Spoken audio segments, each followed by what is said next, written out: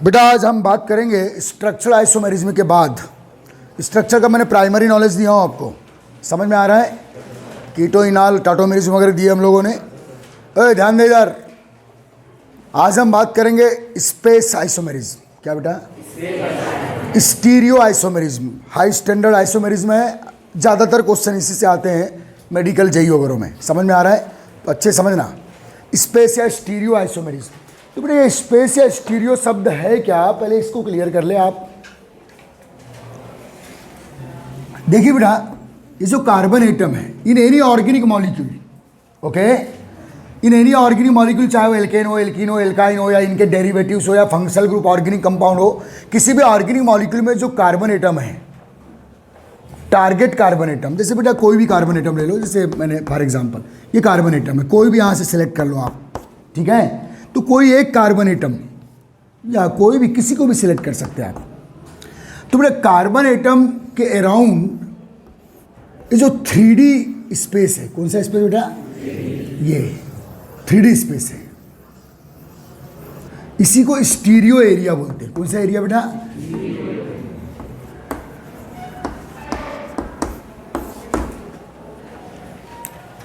तो बेटा जब कार्बन की सपोज 4 वैलेंसी है, A B C D, carbon form 4 bond, 4 valency है, तो ये 4 वैलेंसी का मतलब कोई एटम है या कोई रेडिकल है या कोई ग्रुप है या कोई फंक्शनल ग्रुप हो सकते हैं, कुछ भी हो सकते हैं।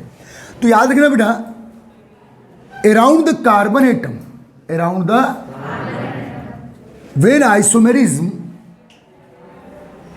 Appear due to the different orientation, different orientation या डिफरेंट कॉन्फ़िगरेशन। जैसे बेटा अभी ये एक स्ट्रक्चर है, दूसरा एक बना रहा हूं मैं।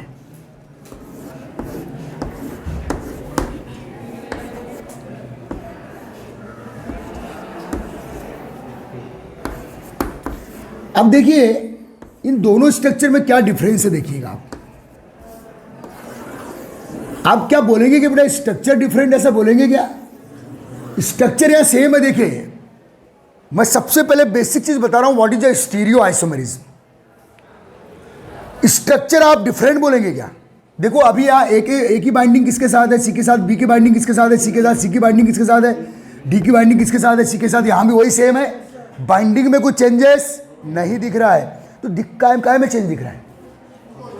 Position around the space, sorry around the carbon atom in the space. जो एटम या ग्रुप है जो कार्बन एटम से बाइंडेड है, उनकी पोजीशन, उनका कॉन्फ़िगरेशन चेंज हो गया है। नहीं आया समझ में? क्या चेंज हुआ? उनका कॉन्फ़िगरेशन। जो ए पहले टॉप पर था, वहां कौन है बेटा? बी है। जहां राइट साइड बी था, वहां कौन है? अब सी है।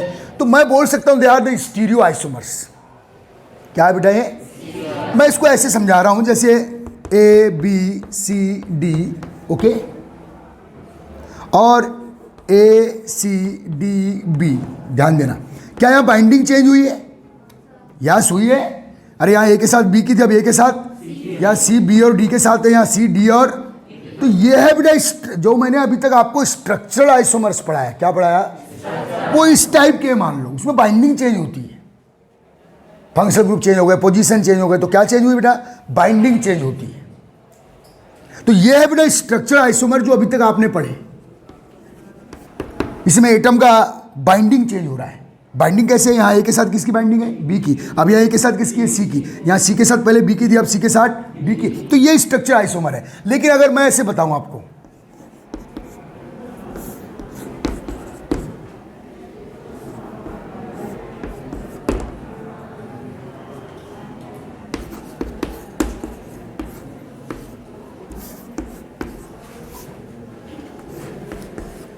क्या ये स्ट्रक्चर चेंज हुआ है?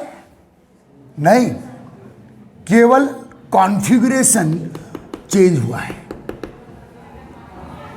ये दोनों कैसे आइसोमर्स है बेटा? स्टीरियो आइसोमर्स है। कैसे आइसोमर है? और ये कैसे आइसोमर है? स्ट्रक्चरल आइसोमर है।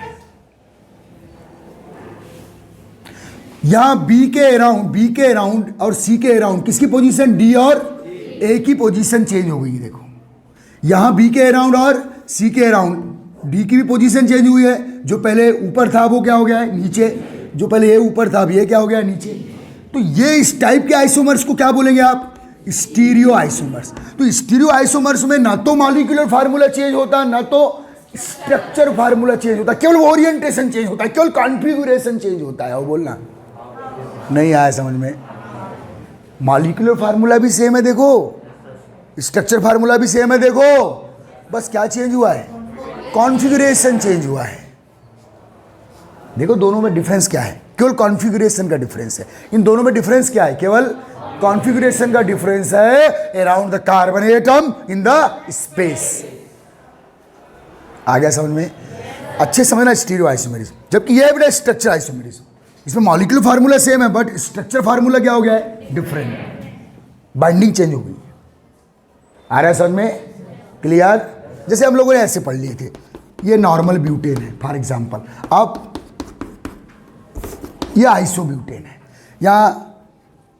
यहाँ इस सी का इस कार्बन का 2 कार्बन से बाइंडिंग है, लेकिन इस कार्बन का 3 कार्बन से बाइंडिंग हो गया, जबकि इस कार्बन का केवल 2 ही कार्बन से बाइंडिंग चेंज हुई ना भाई। तो ये कौन से आइसोमर थे आपके, चैन काय में आ गए, स्ट्रक्चरल आइसोमेरिज्म में। नहीं आया समझ में, ओके। तो बड़ा बहुत बेसिक चीजें समझना है यहाँ, बहुत इंपॉर्टेंट चीजें हैं। तो चलिए चलते हम लोग, हेडिंग डालिएगा stereo isomerism.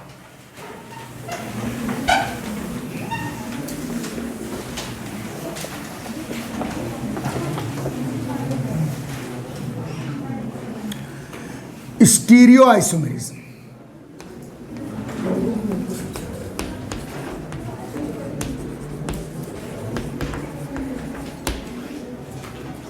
okay, this is also called space isomerism.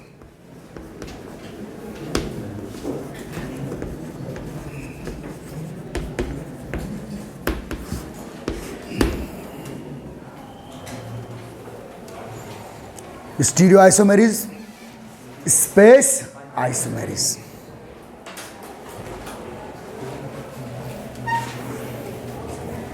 आ रहा है सर में।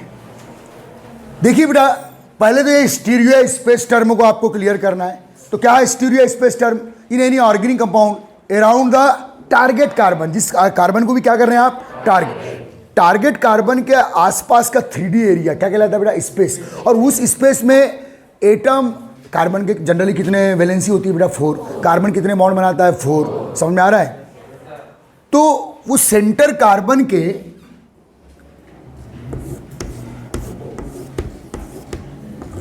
ये वाला स्पेशियल पोर्शन कहलाता है। कौन सा बेटा, स्पेशियल, अंतरिक्ष बोलते हैं इसे।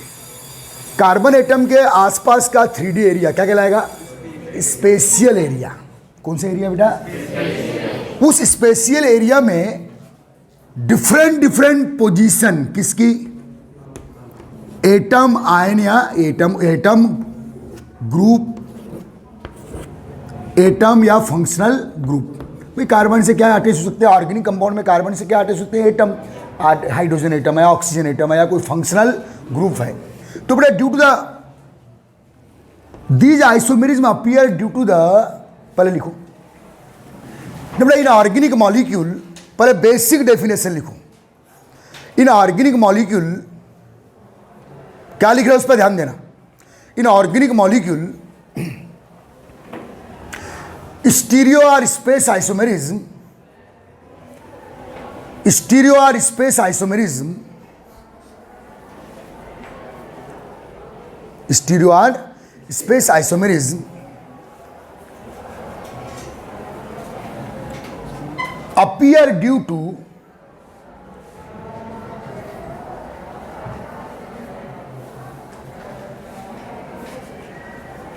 the different position of, different position लिखना है, आप ब्रैकेट में कॉन्फ़िगरेशन लिख देना बेटा। Appear due to the different position और कॉन्फ़िगरेशन और ओरिएंटेशन, कुछ भी लिख सकते हैं आप, डिफरेंट पोजीशन या डिफरेंट कॉन्फ़िगरेशन या different orientation of atom or group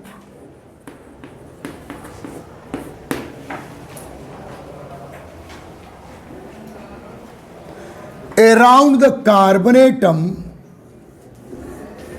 around the carbon atom,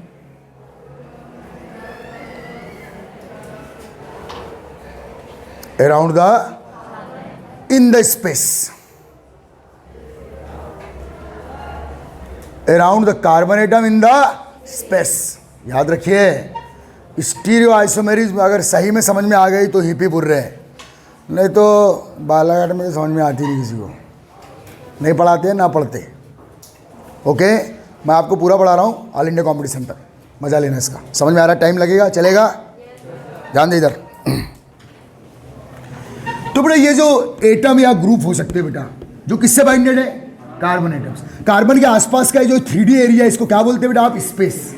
3D है, इधर भी है, वो आपके सामने, पीछे भी है, इस प्लेन में भी है, बोर्ड के प्लेन में भी है, आपके सामने वाला एरिया भी, आपके उसके पीछे वाला कार्बन। जैसे बेटा हम लोग एक कार्बन का sp3 हाइब्रिडाइजेशन बताएं।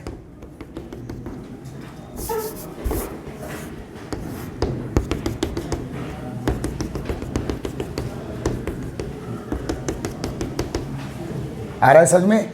तो याद रखिए बेटा, ये जो बॉन्ड है ये वाला, ये जनरली पीछे है। किधर है? पीछे है, पीछे, प्लेन के पीछे। ये प्लेन के सामने है, ये प्लेन है ना, प्लेन के सामने, ये प्लेन के पीछे, ये टॉप पे। तो पूरे आसपास का एरिया हो गया है। समझ में आ रहा है ना? कैसा एरिया है बेटा? 3D area. आ रहा है समझ में? तो ये वाला पूरा एरिया क्या कहलाता है बेटा? स्पेस कहलाता है। और उसी स्पेस में जो वैलेंसी अटैच है किससे बेटा? कार्बन एटम से। उनकी डिफरेंट डिफरेंट क्या आ जाए? पोजीशन। अभी ये देखो, ये पोजीशन, यहाँ ए को इधर बता रहा हूँ, बी सी को पीछे बता रहा हूँ, प्लेन के पीछे। समझ में आ रहा है? ये मतलब उधर है। समझ में आ रहा है ना? इमेज कर रहे हैं आप? हाँ, ये सामने, ये दो क्या हो गए? सामने हो गए। ये क्या हो गया? पीछे हो गया। ओके, तो बेटा ये पूरा एरिया क्या कहलाएगा? स्पेस। और इसी स्पेस या स्टीरियो एरिया भी बोलते हैं। क्या सा एरिया बेटा? Stereo area. इसी स्टीरियो एरिया में, स्पेस में, अगर कार्बन से अटैच एटम या ग्रुप के डिफरेंट डिफरेंट पोजीशन हो, तो डिफरेंट डिफरेंट पोजीशन के कारण डिफरेंट डिफरेंट फिजिकल और केमिकल प्रॉपर्टीज ये मॉलिक्यूल शो करने लगते हैं ना। पैराग्राफ चेंज करना बेटा ना। इन स्टीरियो आइसोमेरिज्म या स्पेस आइसोमेरिज्म, इन स्टीरियो और स्पेस आइसोमेरिज्म,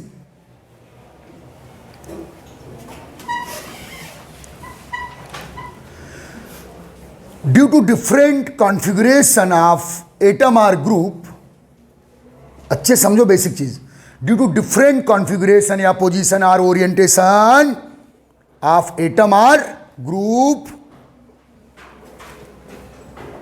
क्या लिख रहे हो उस पर ध्यान? गाल से हाथ निकाल रहे, ऐसा नहीं बैठते भाई। ड्यू टू डिफरेंट क्या बेटा? पोजीशन ऑफ एटम और ग्रुप। कहां?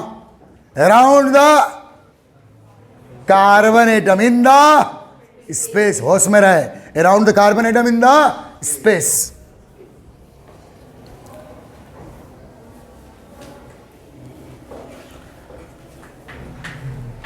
ठीक है बेटा? Molecular and structure formula is same. यहां दोनों सेम है बेटा।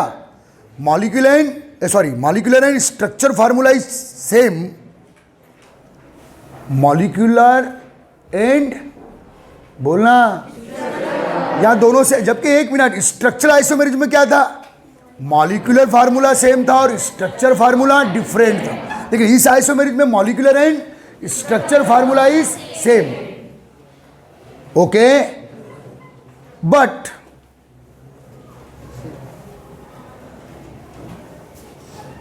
molecules show different physical and chemical properties. Molecules show different physical and chemical properties. Molecules show different physical and chemical properties.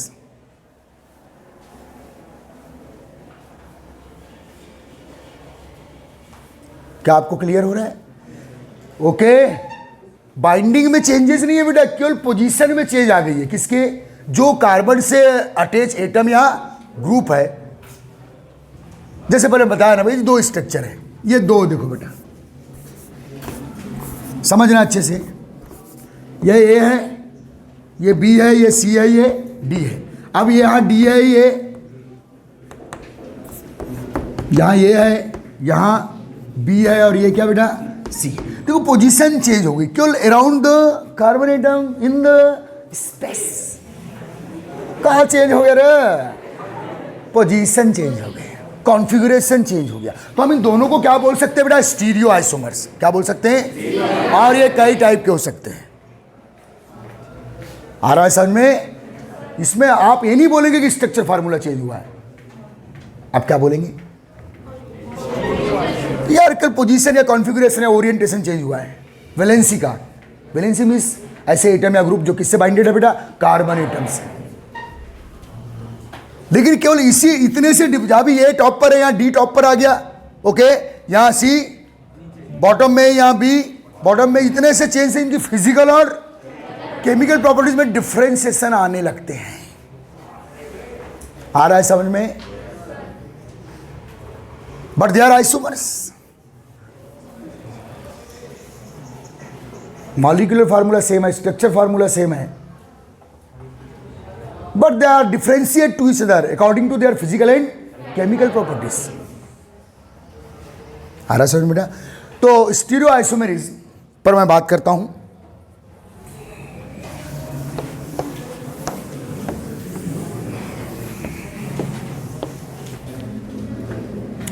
देखो बेटा, जो स्टीरियो आइसोमर्स होते हैं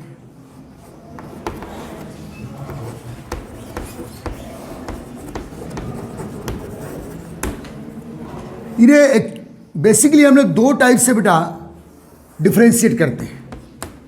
समझना अच्छे से, दो टाइप से डिफरेंशिएट करेंगे बेटा स्टीरियो आइसोमर्स को। एक कॉन्फ़िगरेशनल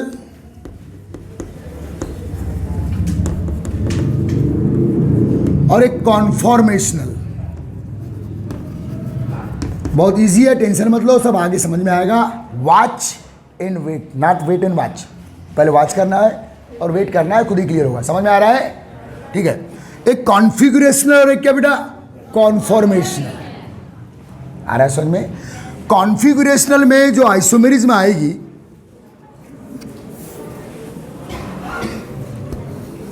ये दो टाइप से होती है बेटा। एक इनेंशियोमर्स। क्या बेटा? सर आप बड़े नए नए नाम ले रहे हैं, टेंशन मत लो। सर ये मरवर क्या बोल रहे हैं आप? Enantiomers and diastereomers. डायस्टीरियोमर्स।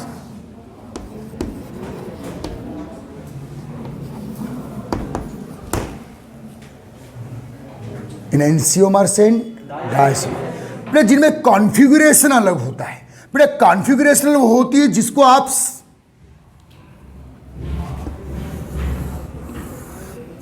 मे भी सेपरेट कर सकते हैं, आप सेपरेट। कॉन्फॉर्मेशनल आप सेपरेट, जो कॉन्फॉर्मेशनल स्टीरियो आइसोमर्स है उनको एक दूसरे आप सेपरेट नहीं कर सकते किसी फिजिकल या केमिकल या बायोलॉजिकल मेथड से। अलग अलग नहीं कर सकते, बस इमेज कर सकते हो ऐसा होगा ऐसा है। तो एक होता है बेटा कॉन्फॉर्मेशनल, जिसको बाद में पढ़ेंगे हम लोग, उसमें एक ही टाइप के आइसोमर्स पढ़ेंगे, ठीक है। ये डजंट सेपरेट। ये जो आइसोमर्स होंगे बेटा, कौन से? Conformational isomers doesn't separate to each other.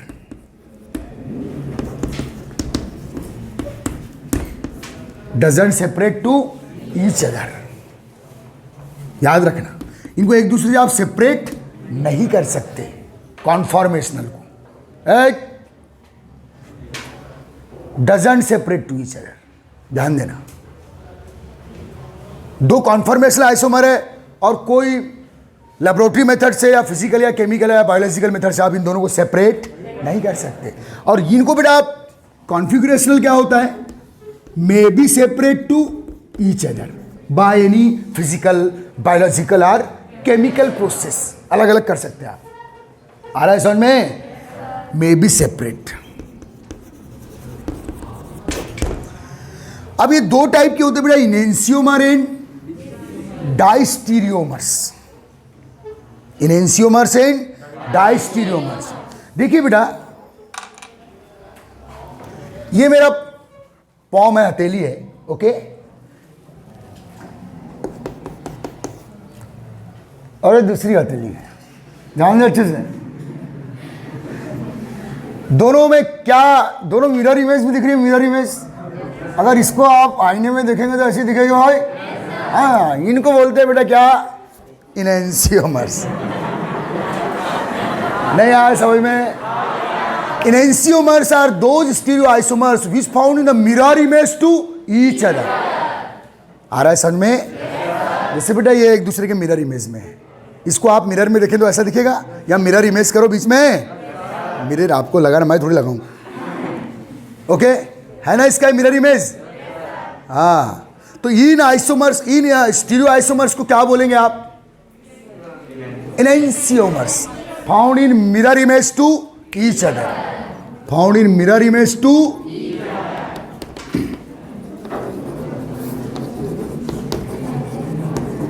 Found in mirror image to each other. सब दिखेगा आपको आगे, वॉच एंड बैक।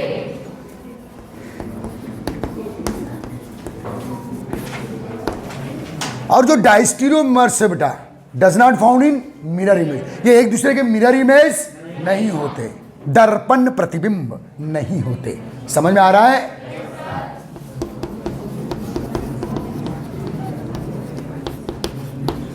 तो ये सभी चीजें आपको इन फ्यूचर काम आने वाली है, सब चीज आपको मैं प्रूफ करके बताऊंगा, पर इन सबका मतलब मैं समझा दे रहा हूं। व्हाट इज द कॉन्फ़िगरेशनल, जिनको आप क्या कर सकते हैं बेटा, सेपरेट।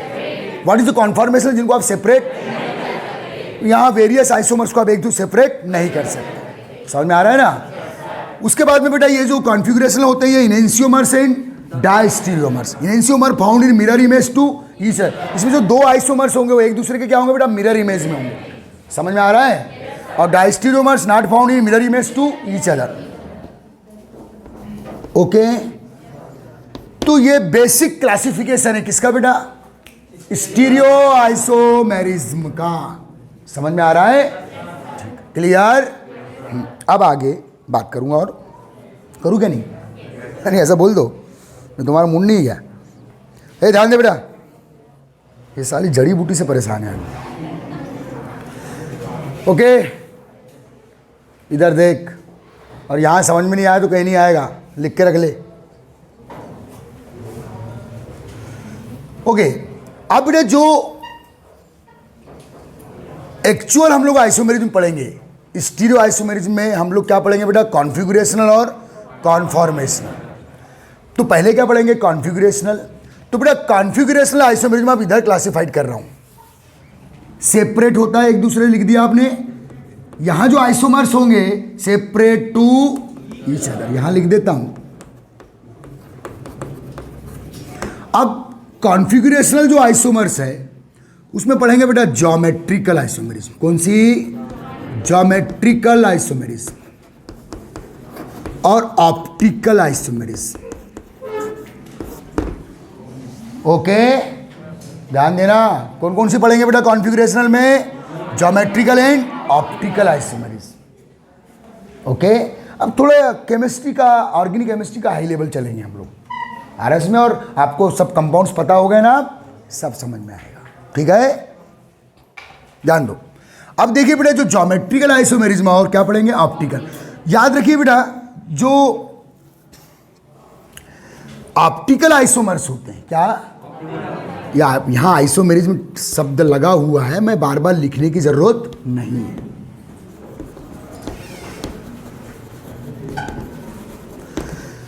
ध्यान देना बेटे, जो ऑप्टिकल आइसोमर्स होते हैं, आ रहा है समझ में, ये दोनों टाइप के हो सकते हैं बेटा।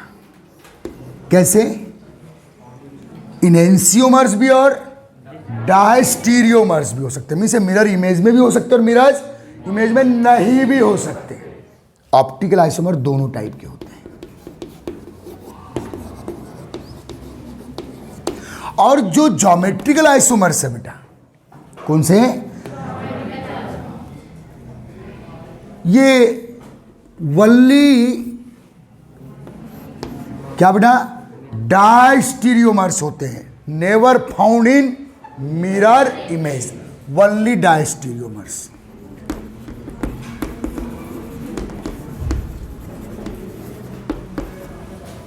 आ रहा है समझ में?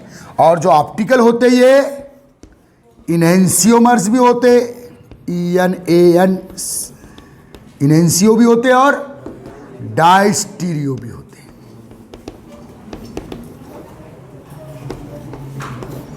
ये बेसिक क्लासिफिकेशन आप कर दीजिए वाला, समझ में आ रहा है?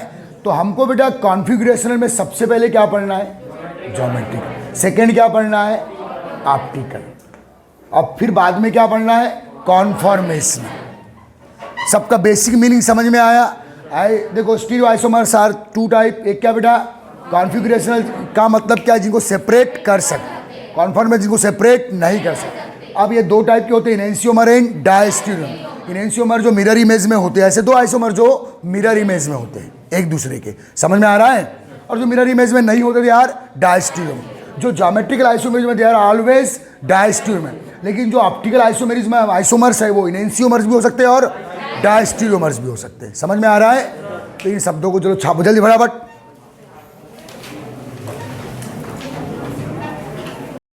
तो एडी डालिएगा ज्योमेट्रिकल आइसोमर्स या ज्योमेट्रिकल आइसोमेरिज्म।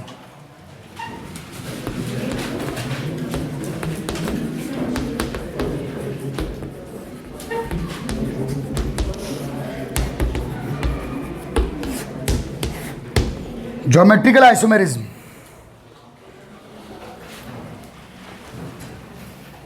ठीक। तो ध्यान देना बेटा, समझना अच्छे से। देखो जो ज्योमेट्रिकल आइसोमेरिज्म है, पहला आपका चैलेंज ये होता है बेटा कि जो किसी भी टाइप का स्टीरियो आइसोमेरिज्म है उसमें सबसे पहले किसकी बात करूँ मैं? ज्योमेट्रिकल की, फिर मैं ऑप्टिकल की बात करूँगा। तो सबसे पहला चैलेंज है, पहली स्टेप, कि कोई मॉलिक्यूल आपको 4 ऑप्शन में दिया है तो आपको आइडेंटिफाई करते आना चाहिए कि कौन सा मॉलिक्यूल ज्योमेट्रिकल आइसोमेरिज्म शो करेगा और कौन सा शो नहीं करेगा। या ज्योमेट्रिकल आइसोमेरिज्म शो करने का क्या क्राइटेरिया है, क्या शर्त है उसकी, वो आपको पता होना। तो देखिए बेटा, ऐसे कोई भी मॉलिक्यूल्स जिनमें carbon carbon double bond means alkene हो गई, ऐसे कोई भी मॉलिक्यूल जिनमें क्या बेटा? Carbon carbon double bond, carbon nitrogen double bond, carbon या नाइट्रोजन नाइट्रोजन डबल बॉन्ड। आ रहा है समझ में? Okay. Double bond axis compulsory है किसके लिए? डबल बॉन्ड में एक सिग्मा और एक क्या है बेटा? पाई।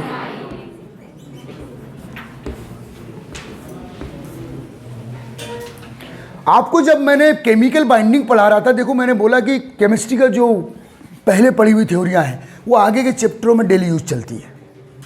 मैं बेटा सिग्मा पाई में डिफरेंस लिखा रहा, तो मैंने बोला था कि पाई बॉन्ड में रेस्ट्रिक्टेड रोटेशन होता है। जैसे ये सिग्मा बॉन्ड है बेटा, सिग्मा बॉन्ड पूरी 360 पर रोटेट होता है।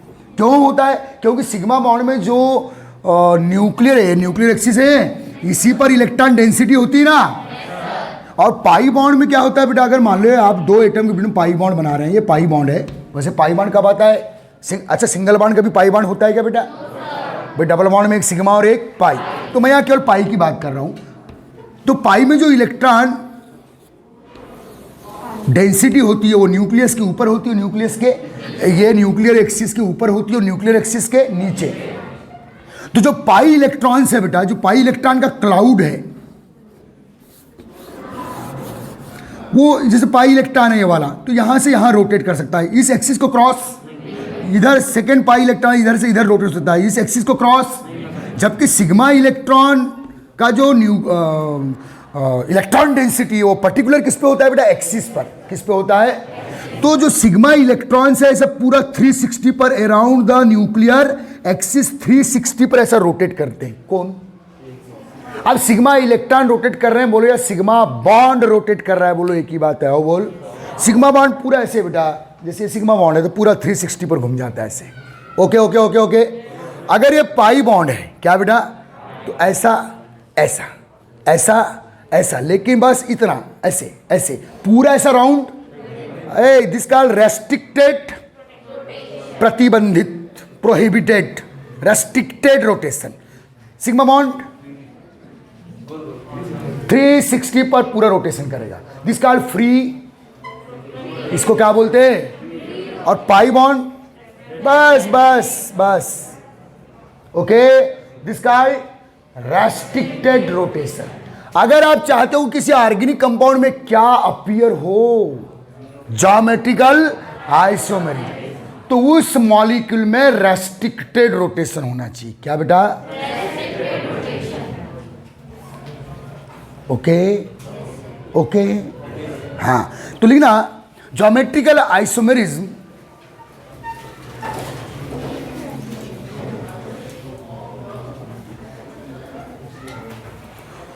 found in those organic molecules, geometrical isomerism found in, so in, appear in, जैसा लिखना है तुम्हारी, found in those, क्या बेटा? Organic molecule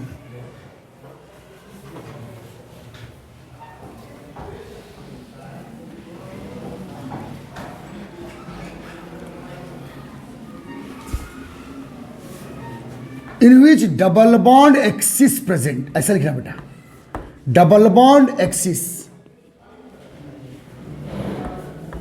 double bond axis present. कौन सा एक्सिस चाहिए? Double bond. डबल बॉन्ड में एक सिग्मा और एक पाई होता है। Double bond axis present, okay. और पाई देखो बेटा, अगर केवल दो एटम के बिटवीन सिग्मा बॉन्ड है, क्या है बेटा? तो ये फ्री रोटेशन करेगा, ओके। लेकिन सिग्मा के साथ क्या आ गया? Pi bond. तो अब ये जो बॉन्ड है दोनों के दोनों, याद रखना सिग्मा के साथ कौन आ गया? पाई। तो पाई बेटा सिग्मा बॉन्ड के फ्री रोटेशन को भी इनहिबिट कर देता है। अगर केवल सिग्मा बॉन्ड है तो फ्री रोटेशन, ओके। लेकिन सिग्मा के साथ कौन आ गया? तो आप फ्री रोटेशन भी इनहिबिट हो जाएगा। अब केवल रेस्ट्रिक्टेड रोटेशन। कौन सा रोटेशन? और यही रेस्ट्रिक्टेड रोटेशन के कारण क्या अपीयर होने वाली है? Geometrical isomerism. इसी रेस्ट्रिक्टेड रोटेशन के कारण around the carbon in the space different different position आएगी। किसकी? एटम या ग्रुप की, जो किससे अटैच है? कार्बन से। आ रहा है समझ में? तो क्या लिखे बेटा आपने? Geometrical isomerism found in those organic molecule in which C double bond C या सी डबल बॉन्ड एन या एन डबल बॉन्ड एन, ये तो खैर ऑर्गेनिक नहीं हुआ, इनऑर्गेनिक हो गया ना। एक्सिस क्या बेटा? प्रेजेंट। आर, आर करके लिखो, ओ आर। दूसरी कंडीशन समझ में आ रहा है ना? Are ring are cyclic molecule, ring are cyclic molecule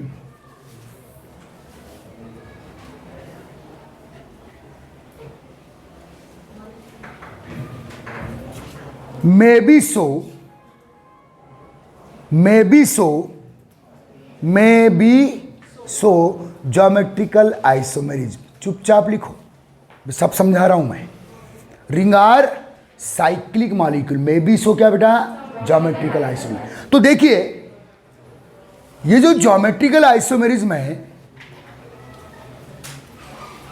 ये आपको ओपन चेन में कंपाउंड में मिलेगी। कौन से ओपन चेन? जिनमें डबल बॉन्ड एक्सिस हो में मिल सकती है, बोल रहा हूं। और कहां मिलेगी? साइक्लिक कंपाउंड में। किसमें बेटा? कोई भी साइक्लिक कंपाउंड हो, इनमें भी मिल सकती है, संभावना है, पॉसिबिलिटीज है। कोई भी साइक्लिक कंपाउंड हो इनमें मिल सकती है। अभी कुछ नहीं लिखे, बहुत इत्मीनान समझना है आपको और बड़ा इंटरेस्टेड है, बहुत मजेदार चीजें। आ रहा है सर में? ए बेटा बोर नहीं होते। अब इन दोनों मॉलिक्यूल में ही क्यों मिलेगी? या ओपन चेन में किसमें मिल सकती है? एल्किन। पैराग्राफ चेंज ना। Therefore alkene are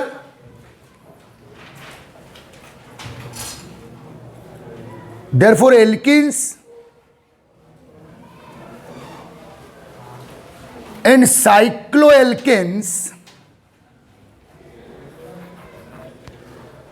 therefore alkene and cycloalkanes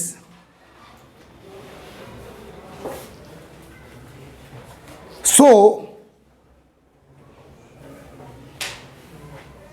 बेटे यहां मे भी शब्द इसलिए लगाता हूं मैं क्योंकि सभी एल्किन शो करेंगे लेकिन सभी एल्किन साइक्लो एल्केन शो करेंगे लेकिन सभी साइक्लो एल्केन शो, इसलिए मे बी शो। इसलिए आप शो नहीं क्या बेटा, मे बी शो। उसकी कंडीशन से बताऊंगा ना, बहुत इंटरेस्टेड है बोला। तो पहला क्राइटेरिया क्या कि आपका जो कंपाउंड है या तो वो क्या होना चाहिए, एल्किन या उसका डेरिवेटिव होना चाहिए, और या तो क्या होना चाहिए, cyclic compound. May be show क्या बेटा, geometrical isomerism, because may be show geometrical isomerism because, चुपचाप लिखो सब समझाऊंगा, बिकॉज इन दिस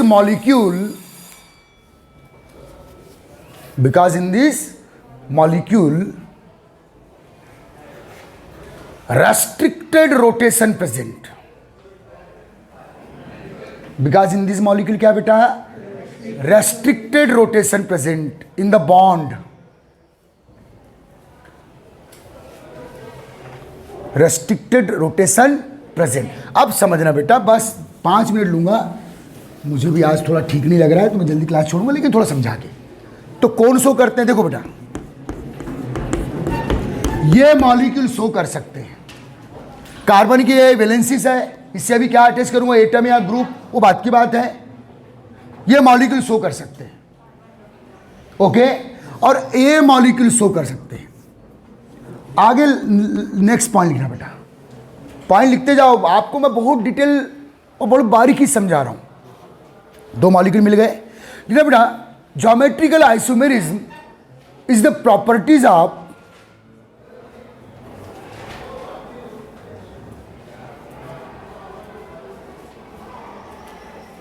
ये बेटा एक मिनट, geometrical isomerism is the result of, sorry property नहीं, sorry very sorry, is the result of, किसका रिजल्ट होता है बेटा, is the result of restricted rotation. किसका रिजल्ट है बोलो, रेस्ट्रिक्टेड रोटेशन का रिजल्ट है। और 1 मिनट, आपके दिमाग में अभी तक क्वेश्चन नहीं उठा तो मेरे को हैरत हो रही है, अगर बेटा सिग्मा बॉन्ड के साथ क्या आ गया, पाई बॉन्ड क्या शो करता है बेटा, रेस्ट्रिक्टेड रोटेशन। केवल सिग्मा बॉन्ड रहता है यहां, फ्री रोटेशन 360 पे होता। लेकिन आप बोलोगे सर जो साइक्लो एल्केन्स है, साइक्लोप्रोपेन हो, ब्यूटेन हो, पेंटेन हो, इनमें तो ये कौन से बॉन्ड है बेटा, सिग्मा बॉन्ड है, सिंगल बॉन्ड सिग्मा बॉन्ड है ना वे, तो इसमें तो बोले सिग्मा बॉन्ड है, और सिग्मा बॉन्ड में कौन सा रोटेशन होता है, तो बोले ये कैसे शो कर रहा है सर। ठीक है, यहां तो सिग्मा के साथ कौन सा बॉन्ड है, सिग्मा के साथ कौन सा बॉन्ड है, देखो बेटा अगर कोई ओपन चेन कंपाउंड है, कैसा बेटा, कोई, और इसमें केवल कौन से बॉन्ड है, तो ये पूरे बॉन्ड फ्री रोटेशन करते हैं 360 पर। लेकिन वही कंपाउंड, वही सिंगल बॉन्ड कंपाउंड कैसा है, साइक्लिक, कैसा है। आप थोड़ा दिमाग लगाओ, आप समझ में आ गया, सिग्मा बॉन्ड अगर ओपन चेन में है तो वो पूरा फ्री रोटेशन करेगा। यहां भी क्या कोशिश करता है वो, फ्री रोटेशन करने की। जैसे ये मान लो साइक्लो ब्यूटेन है, क्या है बेटा, अरे 4 कार्बन मान लिए, अब ये कौन सा बॉन्ड है, सिग्मा, ये कौन सा बॉन्ड है, सिग्मा, ये कौन सा बॉन्ड है, सिग्मा, ये कौन सा बॉन्ड है, सिग्मा। अब आप बोलो चलो भाई फ्री रोटेशन करो, बोले टूट जाऊंगा, नहीं आया समझ में। जैसे कोई मॉलिक्यूल सिग्मा बाइंडेड मॉलिक्यूल बेटा साइक्लिक हो जाए, क्या हो जाए, तो उसमें बेटा देखो ये फ्री रोटेशन नहीं हो पाएगा, मतलब बेचारा ऐसा करेगा या ऐसे, ऐसे फ्री, ऐसे रोटेट होगा या ऐसे, पूरा 360 पे हो सकता है क्या आप, क्योंकि आप करने जाओगे तो बॉन्ड क्या हो जाएंगे, ब्रेक्स जाए। Very good. तो जो रेस्ट्रिक्टेड रोटेशन है सिग्मा बॉन्ड में भी हो सकता है, कब, वो जब किस कंडीशन में हो, साइक्लिक।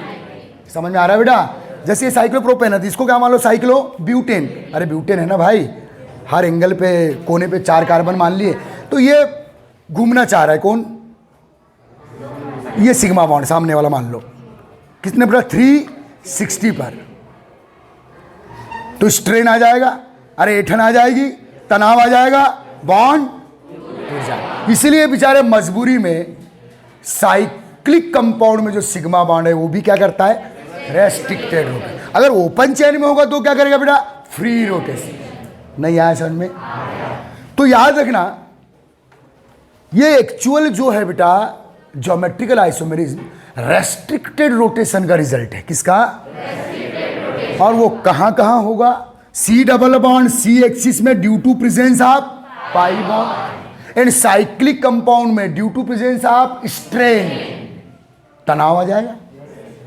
टोरिजन आ जाएगा, तनाव है ना। वो तनाव बॉन्ड को क्या कर सकता है, ब्रेक, इसलिए बेचारा वो फ्री रोटेशन करना भी चाहे तो मजबूरी है उसके, मैं नहीं कर सकता बोले, या तो वो बोले बिल्कुल ऐसी बेटा सिग्मा बॉन्ड है ये ऐसा या ऐसे, बस बोले इतना ही हो सकता हूँ मैं, ज़्यादा करो ब्रेक हो जाएगा ना। तो यह सबसे पहली चीज़ हमने ये सीखे, restricted rotation found in alkenes and cyclo compounds, जबकि साइक्लो में पूरे कौन से बॉन्ड है, सिग्मा, लेकिन ये चाहकर भी फ्री रोटेशन और यहाँ सिग्मा बॉन्ड अकेला होता तो वो क्या करता बेटा, फ्री, साथ में कौन आ गया, जो उसके फ्री रोटेशन को क्या कर देगा, इनहिबिट, रोक देगा, बोले मैं जैसा हूं तू भी वैसी है। ओके, तो सबसे पहली चीज क्या सीखे बेटा कि geometrical isomerism is the property of free rotation, restricted rotation of bond which found in alkene and cyclo. अब साइक्लो एल्कीन भी हो सकता है, अब कुछ भी हो, कोई दिक्कत नहीं है ना। अगर वो साइक्लिक हो गया तो फ्री रोटेशन उसका तो इनहिबिट हो गया, वो रेस्ट्रिक्टेड हो जाएगा। आ रहा है सर में। तो बेटा आज मैंने बेसिक इतना ही दे रहा हूँ, कल अपन एक्चुअल करेंगे क्या। पहले मैंने आज केवल शर्त लिखाया हूँ क्या शो करने की, ज्योमेट्रिकल, लेकिन मैंने एक बात और बोल के जा रहा हूँ, इधर ध्यान देंगे। अब सभी एल्किन शो करेगी, लेकिन सभी alkene show, cyclo alkane show करेगी, लेकिन सभी साइक्लो एल्केन शो। तो कौन से करेंगे, किस फार्मूले में करेंगे, वो आप कल बताएंगे। समझ में आ रहा है।